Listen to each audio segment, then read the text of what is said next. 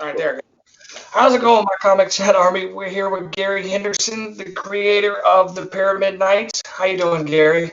Good, very good. Well, very good. Massachusetts, but doing good. Well, that's good. Tell us, what was the inspiration behind making the Pyramid Nights? Oh, well, I would say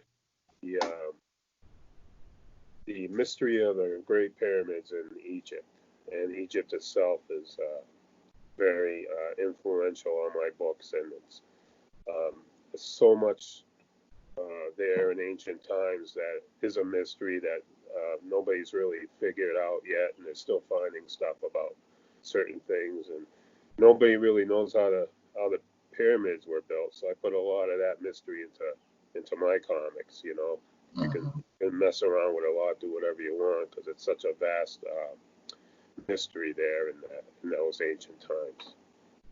All right, and is the comic set on Earth? Or is it like a past Earth or future Earth? It's actually another world on the other side of Orion's belt. Okay. So it's in the same galaxy, but on the other side. But there are relations to my comic book series, The Pyramid Nights, to Earth, but they don't call this planet Earth. They call it Eden, because it's the mother world to them and their life and their lifestyle. So it's mostly ancient ties to ancient Egypt in their world. But the comic book itself is set in our time. So there's some modern technical parts in it, and there's some ancient parts in the story. But they're a little bit more advanced than we are technically. Like, they have spaceships, they have other things that we don't have. So. All right. And the book is up to 5, right? Yeah, finished 5. It's not in print yet. And I'm actually doing 6 right now. And I'm also doing another book, which is tied to it, called The Last Pyramid War, which is the story of the Last Pyramid War, where the dragon of the Black Pyramid sent his pyramid terrorists out to destroy all the living pyramids that were left in their part of the galaxy, which is there's actually 12 living pyramids. And the Karnak Pyramid, which is in my story, is the last one. And the Pyramid Knights are fighting to protect the last one from being destroyed from the dragon. And the reason why I call them the living pyramids is because when they actually left Eden, which is Earth, back in the ancient times, each pyramid landed on a different planet. And because of the pyramid being a living pyramid, it brought part of Earth or Eden with them to make that planet a living planet. So it actually brought like the vegetation, the water, the air, everything that we have here on our planet with them through the pyramid. That's what happened when they left. So that's why I call them the living pyramid. So the living pyramid, the Karnak pyramid in the story, is actually on a moon, orbiting a planet. And if you go further away from the pyramid on the moon, the life of the planet starts to dissipate, which I mean, there's no oxygen. As further you get out, there's no vegetation, no water, nothing. But the closer you are to the pyramid, you have all that, like a little paradise. And on the planet, the same way. If the planet, if you can see the pyramid from the planet, that part of the planet is the same way. They have vegetation, water, everything like that. But if you further away you go from the site of the pyramid, the less life there is on that planet. Oh, wow. Is there, well, in one of your comic books, are you going to tell us where all the pyramids came from? Yes. Or who made the pyramids? Yeah, I'm working on that now. I mentioned it a few times in book 2 and book 4 and 5, which I actually just finished. So you get to see bits and read bits and pieces of where the pyramids actually came from, and you get to learn that the planet Eden is actually Earth, because the Pyramid Knights are the people on the other side of Orion's belt, in the realm of the 12 pyramids, don't know Eden as Earth because their society wanted to break off totally from Earth, and so they changed the name of the planet where they came from, and they're trying to change how their origin. Kind of like us, we have evolution and creation. Well, they're changing their thoughts of where they came from. They're evolutionizing it, meaning that they're saying that they came from the planets where they are, not from the planet Eden. So that's what's going on right now. Hmm. And where can people pick up the books? Right now, you can message me on Facebook if you want to copy it or that, or your local comic stores here in Fitchburg and in Clinton and also Worcester. Um, and any con I go to, if I ever get to go to a con again because of the COVID, that's how I'm getting them out there right now. But I'm working on getting them distributed more. I'm trying to join a publishing company to do that, and hopefully we can get some more of these books out there because to me, it's a great story. A lot of characters that interact with each other. There's good drama there. There's good adventure, sci-fi, time travel, everything you want in a comic or an adventure series. That's what I have to do, get it out there more and more. Oh yeah, we've read it and reviewed it, and it's got pretty good pacing and beautiful colors. It's a good book. Thank you. I appreciate that. Appreciate being on here too. And I want to add that I'm a fan of the old comics. Like 60s, 70s, 80s, early 90s. I like the bright colors. The flat colors, and the bright colors, the simple art. And I have right now, like I did the first two books myself all the way through. I wrote it, drew it, colored it, inked it, penciled it, edited it. I had a friend of mine help me with the spelling, and even though um, she's helped me with that, I changed a few things, and a couple letters were off, but no big deal. Um, but the third, fourth, and fifth book, I hired a man from down in Florida, Jacksonville, Florida. His name is Savvy Lim. He's helping me with the breakdowns and that of the characters and the body language, trying to make it more dynamic to get more of an audience to like my books. And the new book that I'm doing, The Last Pyramid War, which is a tie-in to the series, mostly to book 2 and book 4 and 5. I hired a gentleman from Poland and a female from the Philippines. She's doing the colors on it, and the gentleman is doing the pencils and the inks. His name is, it's hard to say his name. Let me try to pronounce it. It's Presman Daedalus. That's his name. It's Przemyslaw. Can you pronounce that? I cannot. He's a great guy. I love his work. He's making it look more like almost like a Disney style to the characters, but his dynamics are really good, and his inks and pencils. And I'm having it actually colored by the girl in the Philippines. Her name is easier to say. It's Lizel Ventura. That's her name. And so I have 3 people working for me on the series right now. Savvy Lim with the original series, and those 2 other people with the Last Pyramid War series. That one, I don't know how many books that one's going to go. I know it's going to go more than 2, so maybe 4 issues. I'm not sure. Because there's so much to tell in the story that I want to explain parts of the regular series. And you just can't do it all in one series. I noticed that, So I'm trying to just expand the story and put everything out in different books, not all in one. That's what I'm trying to do right now. All right. Well, once you finish arcs, are you going to put them together in a trade paperback, or are you going to leave them in single issues? Actually, did write them to make them, put them into a trade paperback eventually.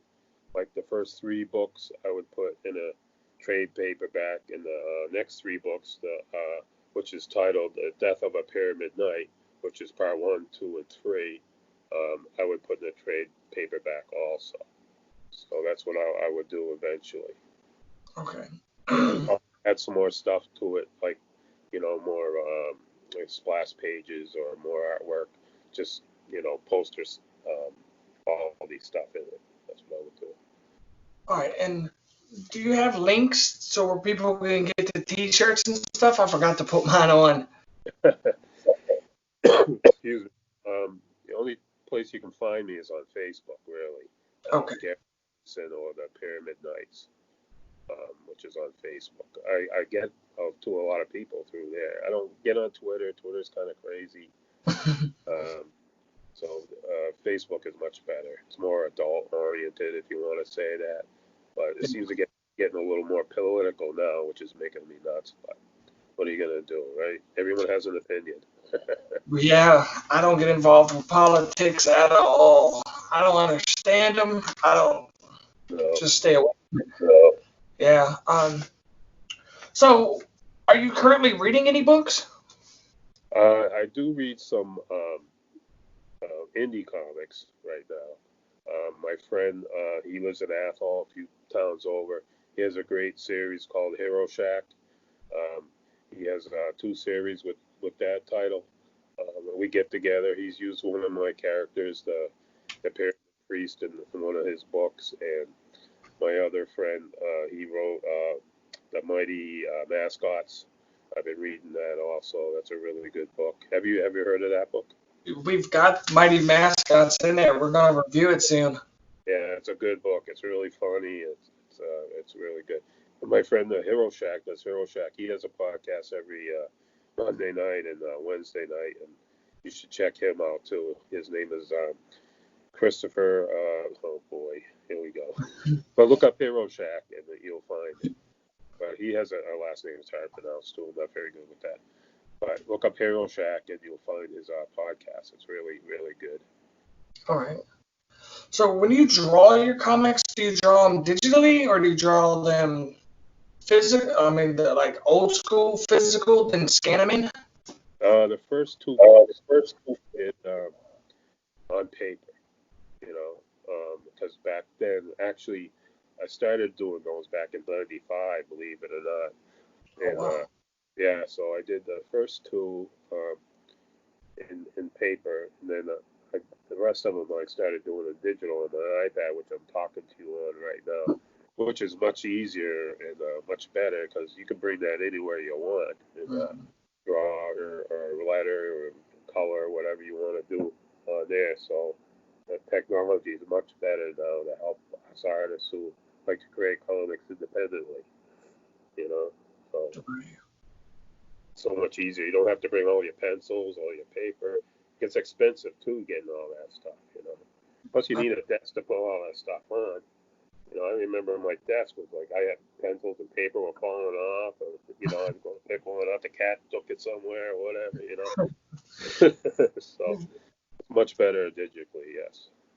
All right. Well, would you say it's a learning curve going from pencil to paper to a tablet? It is because you gotta learn how to like size everything.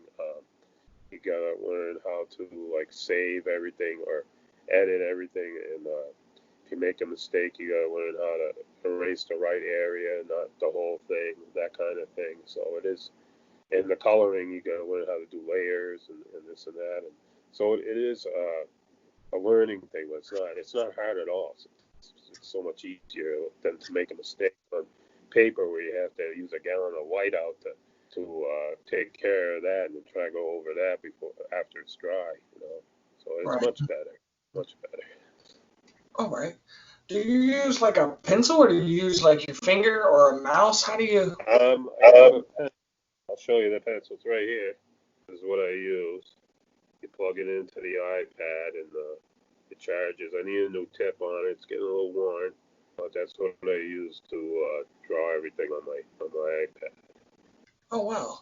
You can buy new tips because they do wear out eventually. If you drop it, it will, you'll dent it or you'll get a crack in it or something. So you can get them on Amazon. No big deal. All right.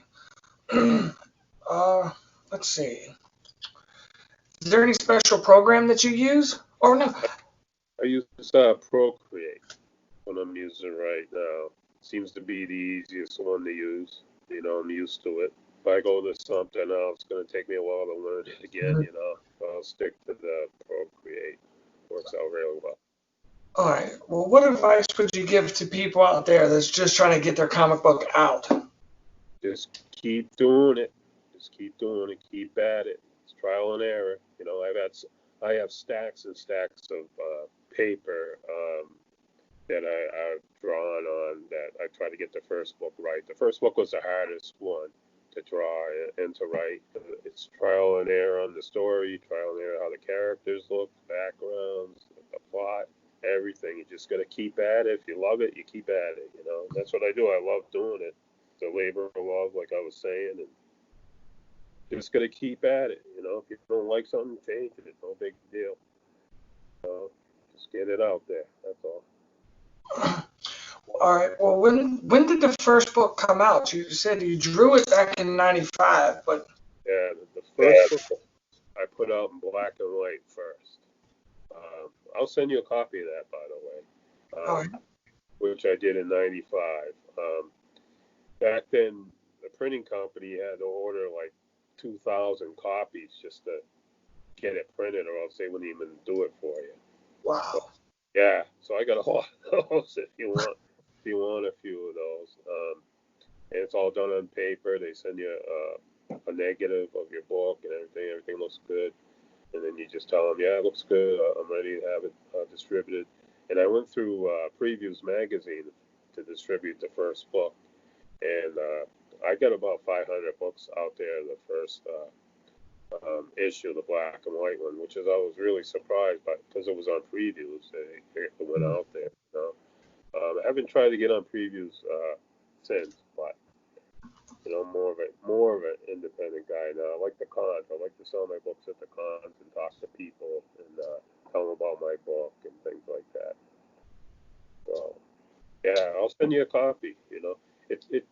The story and everything hasn't been changed from the black and white to the color, but I have changed a little bit of the dialogue and a couple of the drawings, which I thought were a little iffy. I have changed, but it's basically the same from the black and white to the color. All right. Yeah. We would enjoy that. I prefer black and white comics myself. Well, some black and whites, it depends on how they draw it. Because we've got some black and white comics that we reviewed. Yeah. And it's hard to see like an action type panel when they don't make it in depth and everything. Yeah, it's hard to like decipher between like a fist flying this way or kick going that way. Mm-hmm. Two different colors, I can see what you're saying. Yeah, it is harder to decipher the perspective of the panel or the scene in a book in black and white. I mean, I've seen it done, which is like, wow, this guy's really good. He can do that with black and white. That's amazing. But color, you can definitely see the perspective much better. I think, anyways. Oh yeah. Well, thank you, Gary Henderson. This is all the time we got for now. Do you want to say anything to the people before we go? Pyramid Nights Comics. It's action, it's adventure, it's drama, it's sci-fi, it has time travel in it. It's a good series. I'm going to keep going until I can't do it anymore, and I have a lot of fun with it. If you get into it, I hope you have a lot of fun reading it and getting into it also. And check it out on Facebook. It's on Facebook, The Pyramid Nights, Gary Henderson. And you can message me if you want a copy. Just check it out. And thanks everyone for your support on Facebook that have supported me with this series. I really appreciate it. So. Thank you, Gary. And thank you, Corey, for having me on here. This is great. I really enjoy it. Yeah, it's not a problem. All right.